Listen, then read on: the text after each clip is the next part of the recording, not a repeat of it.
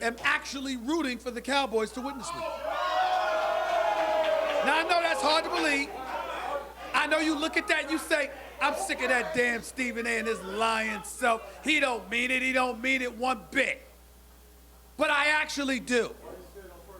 Here's the reason. I didn't say I think they would win. I said I want them to win. The reason why I want the Cowboys to win is because if they were to win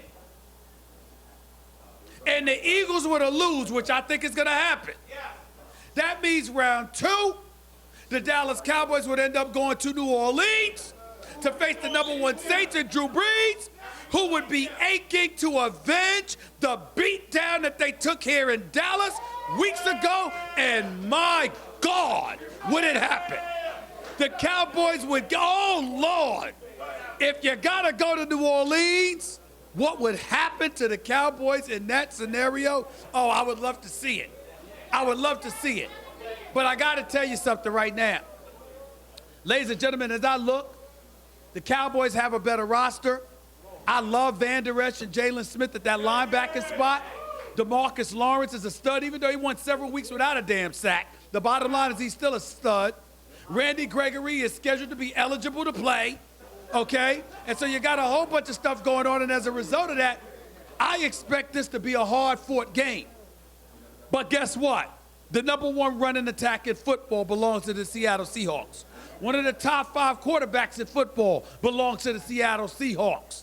And their defense isn't rife with a bunch of softies either.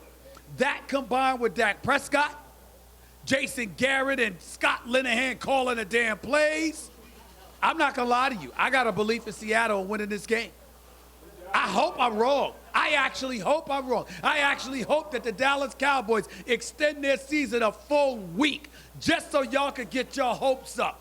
Not understanding that the beatdown in New Orleans would be imminent. But you know something? I just look at Seattle right now. Playoff time. Think about it with the Cowboys when you think about it from this perspective. With Dak Prescott not having a #1 option at the receiver spot, you would think that it was clearly obvious. This was before the Amari Cooper trade. You would think that it's clearly obvious that Jason Garrett and Scott Linehan would give Ezekiel Elliott the ball and run the damn football. And for the first half of the season, he damn near forgot Ezekiel Elliott existed. Now, Ezekiel Elliott ran for nearly 1,500 yards this year. He averaged nearly 5 yards a carry this year. We know he likes to eat, he likes to eat, he likes to eat. And boy, can he do it. And he rushed for over 100 yards in week 3 in the loss at Seattle to the Seattle Seahawks team. I get all of that. But that Seattle team is not the Seattle team that won 4 straight. It's not the Seattle team that beat Kansas City. It's not the Seattle team that ended up in the postseason. It's not the Seattle Seahawks team led by Russell Wilson. It's a different ball game. And not only do they have the #1 rushing attack in all of football, they got a 3-headed monster at the running back spot.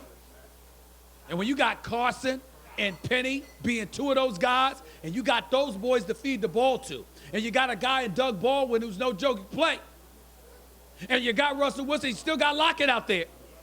Russell Wilson is no joke. Pete Carroll is a damn upgrade compared to Jason Garrett. I got news for y'all. Dallas is in a world of trouble. So we have to get into it from this perspective. How should any of us feel if they were to end up losing this game, this Sunday, going through this entire season, and yet again failing to win a damn playoff game? How should you feel? Just think about that for a second.